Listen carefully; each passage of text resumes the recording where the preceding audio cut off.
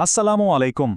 आज हम सूरतुल बकरा के एक बहुत ही गहरे हिस्से यानी आयत 151 से 175 का मुताला करेंगे। ये आयत हमें क़ियादत, आजमाइशों और सच्चे ईमान की असल रूह के बारे में बताती हैं, और इस सफ़र में हम मौलाना मौदूदी की तफसीर से रहनुमाई लेंगे। तो आइए इस बहुत ही गहरी बात से शुरू करते हैं।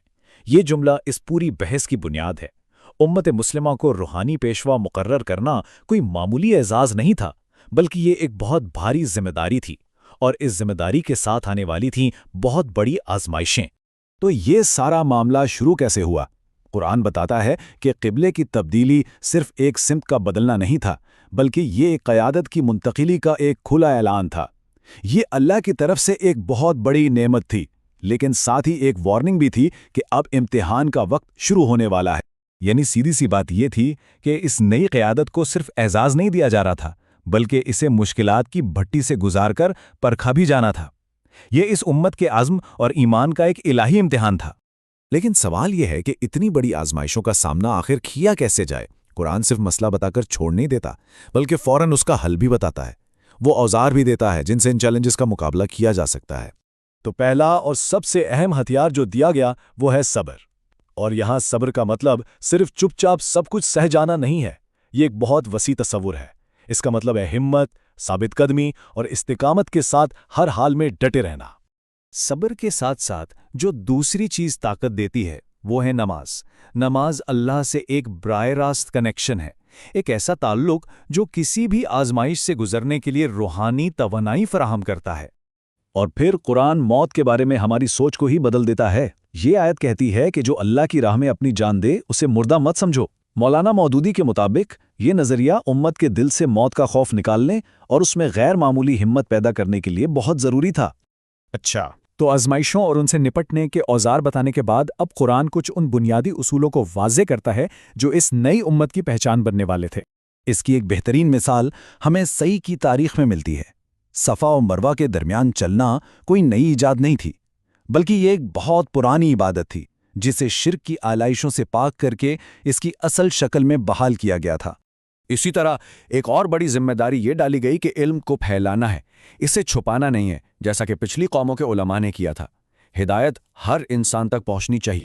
यहाँ पर ईमान की जड़ यानी तौहीद को एक बहुत ही खूबसूरत मिसाल से समझाया गया है। बात यह है कि सच्चा ईमान तभी होता है जब अल्लाह की मोहब्बत दुनिया की हर दूसरी मोहब्बत और हर दूसरी वफादारी पर गालिब आ जाए। फिर कुरान हमें दावत देता है कि ज़रा अपने इर्द गिर्द की दुनिया को तो देखो।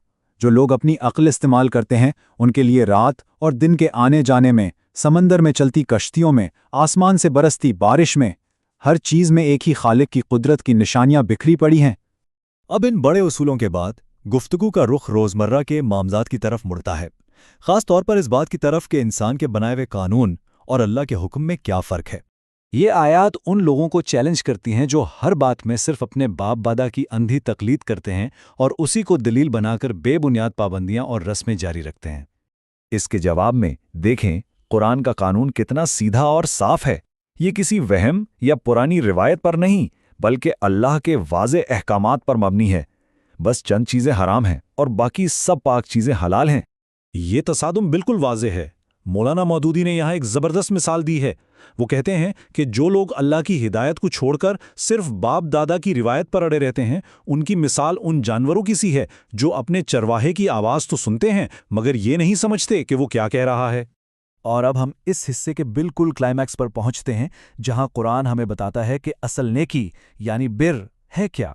ये कुरान की जामा तरीन तारीफ़ों में से एक है। लेकिन इस अजीम तारीफ से पहले एक आखिरी और सख्त वार्निंग दी जाती है उन लोगों के लिए जो दुनिया के थोड़े से फ़ायदे के लिए अल्लाह की हिदायत को छुपाते हैं। तो आखिर ये हकीकी नेकी है क्या? क्या सिर्फ अपना मुंह मशरिक या मगरिब की तरफ कर लेना नेकी है? क्या सिर्फ कुछ रस्में अदा कर लेना ही काफ़ी है?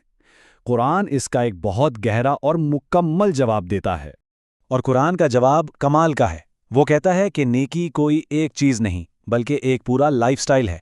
इसमें सही अकीदा भी है, लोगों के हुकूक अदा करना भी है और मजबूत किरदार भी है। ये एक मुकम्मल पैकेज है। और आयत के आखिर में मोहर लगा दी जाती है कि जो लोग इस पूरे पैकेज पर अमल करते हैं, हकीकत में वही लोग सच्चे हैं और वही अल्लाह से डरने वाले यानी मुत्तकी हैं। तो इस सब से हमें क्या समझना चाहिए? یہی کہ ایمان صرف چند عقیدوں یا رسومات کا نام نہیں ہے، یہ ایک مکمل تبدیلی کا عمل ہے جو ہماری سوچ، ہمارے اعمال اور ہمارے کردار سب کو بدل کر رکھ دیتا ہے۔ اصل سوال یہی ہے کہ کیا ہمارا ایمان ہماری زندگی میں یہ تبدیلی لا رہا ہے؟